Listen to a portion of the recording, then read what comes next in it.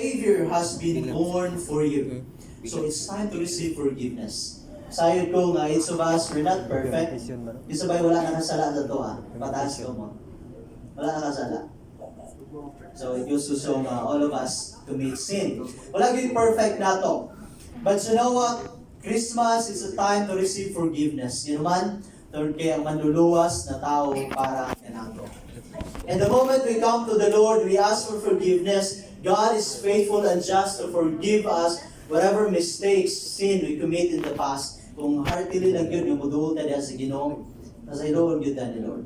So it's time to receive forgiveness. And the last thing, yato makita din ni mo nga text, it's not just a time to release our fears, dili lang sa time to receive forgiveness, but it's a time to rebuild relationship.